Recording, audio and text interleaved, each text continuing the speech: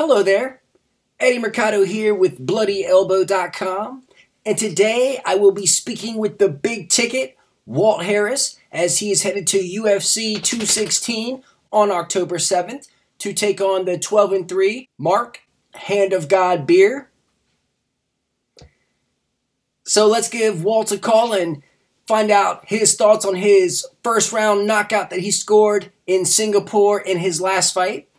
Find out how preparation is going for UFC 216, and maybe what the big man's future plans are for the UFC.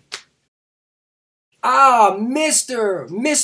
Walt Harris, how are you doing, sir? I'm doing well, brother. What's going on? Oh, I'm doing well myself. Thank you so much for taking out the time. Currently 10-5 in your MMA journey, 10 wins, 10 knockouts, coming off of back-to-back finishes. Heading into UFC 216 on October 7th. How are things? Good, man. Good, man. Finishing up camp. Been training my butt off. Just ready to go, man. It's been 12 weeks of just straight grinding. So I'm ready to put it into action. I dig it, man. So 2017, it's like the year of the Walt. You come out in January. You have an outstanding performance against Chase Sherman. You show up in June. Have an even more dominant performance against Cyril Lasker. What do you attribute your recent success to? Just mindset. I'm in a different place mentally, and a different point in my life, where, the light bulb for me is going on for sure. So I'm just more comfortable in the octagon. This will be my 8th fight. And every time I step in there, I gain a little bit more confidence and a little bit more self-awareness of just, how many gifts God has really blessed me with. And, now it's time to show the world. Okay, now I spoke to you before your Cyril Lasker fight. You said he's not making it out of the first round. No way, it's not going to happen. Not happening. Sure enough, like 1 minute and 44 seconds, you got him out of there.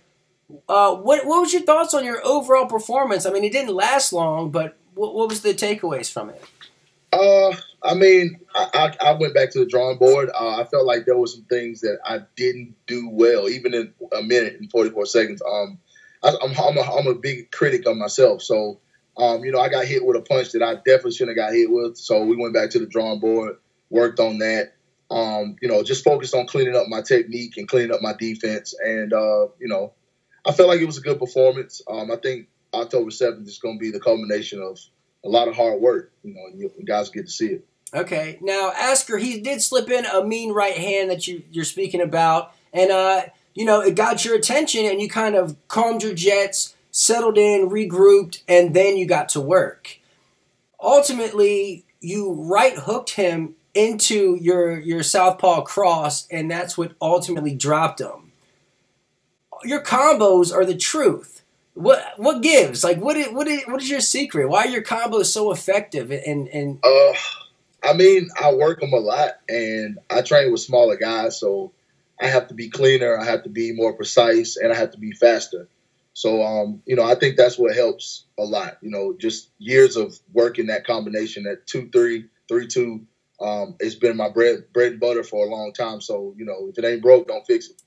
Yeah, absolutely. Now, your next bout, UFC 216, October 7th. You're taking on a guy, Mark Hand of God Beer, and he's 12-3, a bit of a kickboxer, likes to keep it standing. We've seen him get in a little bit of trouble on the ground. What are your thoughts on the matchup? I'm excited for it. I think he's tailor-made for my style. I like guys who like to come forward, and I like guys who like to be aggressive and keep it standing. And I've had a lot of success in the UFC against those type of guys and in my career in general. So, I'm prepared to take the fight wherever I need to take it to get the win. Of course, I want to knock him out. But if I had to take him down, beat him up, choke him out, then I'll do that too. And that was going to be my next question. Of course, as of late, you're just letting your hands fly, looking super smooth on the feet against a guy who is more than likely going to want to do somewhat of the same thing. Do you stick with what's been working, or maybe do you try to use this as an opportunity to maybe work the ground game, work your other areas? Because it's not like it gets easier the further you go along. You know what I mean? Exactly. Yeah, of course, like I said, if it goes there, I don't want to give away too many secrets, but if it goes there, then we prepared. Like I've always said, I've got skills that I don't think people have gotten to see, and I think October 7th will be a great night to show off. Show the rest of the division what I'm capable of. I've got slick submission skills. I've got great top control. So I think giving that a little taste to the rest of the division will be good for me moving forward. So you might see a little double leg, little single leg. You never know. Okay, fair enough. Fair enough. Now, is there any area? Of course, he's a kickboxer, but is there anything in particular that you're kind of, oh, this guy is great at this one specific move or this one specific technique? Nah, not really, man. Nothing he does stood out to me that made me go, okay. Typical guy. He's got two legs, two hands.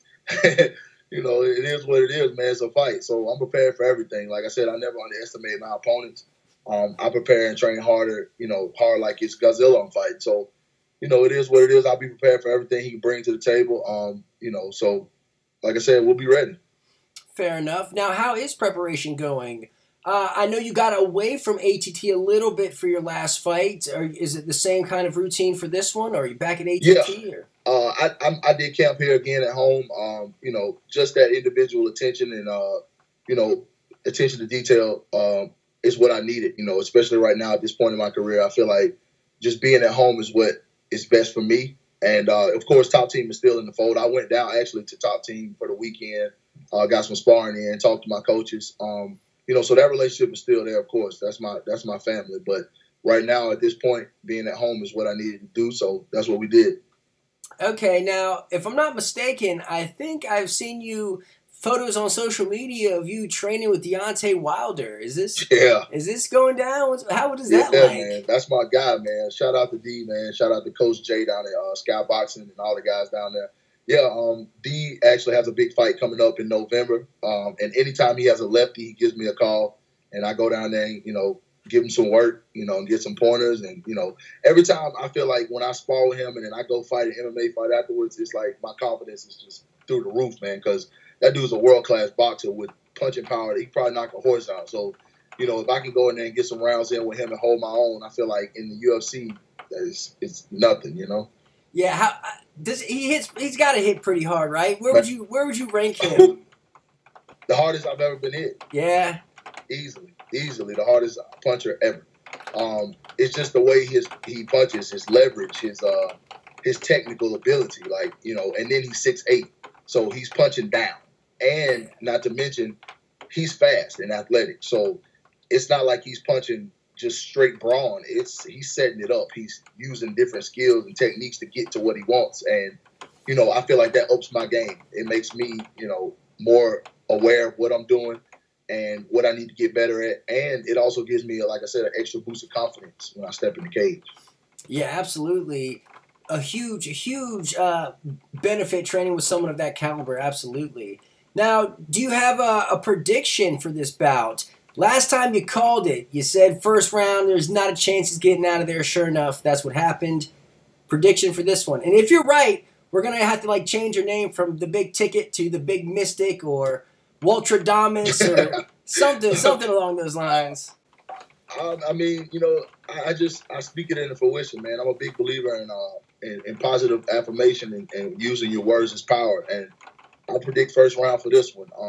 And I predict the exciting finish again. I feel like I put so much work into being, a different type of heavyweight and being the exciting type of heavyweight. And that's my mindset. I look to finish fights. I don't go in there to try to eke out wins. I don't go in there to try to play it safe. I go in there to try to finish guys and finish them in dramatic fashion. So I predict the first round finish for this guy too.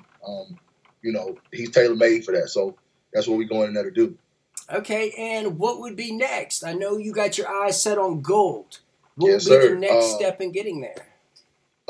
After this fight, man, I'm looking to get a top 10, top 15 guy, and I want to try to, if God willing, get out of there with no injuries and get right back in there in December. I set a goal to fight 4 times this year. I'm almost at that goal, and I believe I can accomplish that by going in there, putting him away quick, and turning around in December and jumping right back in the fold. Okay, awesome. I definitely dig it. I'd love to see it. Now, do you have any sponsors or people you want to give a shout out to? Yeah, I want to shout out this little hat company right here. I rep 205. Excuse me, Rep 205, local company. I want to shout out EW Motion, Dr. Lee Mack, Try One Cryo, D1 Sports Medicine, DJ Taylor, my stream coach, all my coaches at Champions, all my teammates at Champions. Shout out to you for having me on again, man. I love doing these interviews with you, bro. I appreciate it. And if I forgot anybody, my mom, my wife, everybody, man, everybody's helped me get to this point, helped me get ready for this fight. Elite Nutrition, I can't forget them, man. Keeping me fed, fit 5 meals. Bulis, man, thank you so much. Everybody, man, anybody that's had anything to do with the big ticket, helping me get to where I am, just being a friend, man, I appreciate it. Awesome, awesome. Now, for the one of two people out there that aren't already following you on social media, how can they partake and join in with the festivities? At the Big Ticket 205 on Twitter, at the Big Ticket 205 on Instagram, Walt Big Ticket Harris on Facebook. That's about it, man. Y'all follow me. Get a little inside look at how I live. I'm simple, man. I play video games. Like I'm playing NBA 2K18 right now. You see, I got the N64 sitting right here. I see it. I was about to say something about that, man. My son will go crazy if he saw that. He want one so bad. So yeah, man, that's what I do, man. Game and take care of my kids, and just enjoy life, man. Coaching, youth sports, stuff like that, man. Just give people an inside look at what I do, man. It'll be cool. And I'm about to start. I got a YouTube channel. I'm about to kick that back up.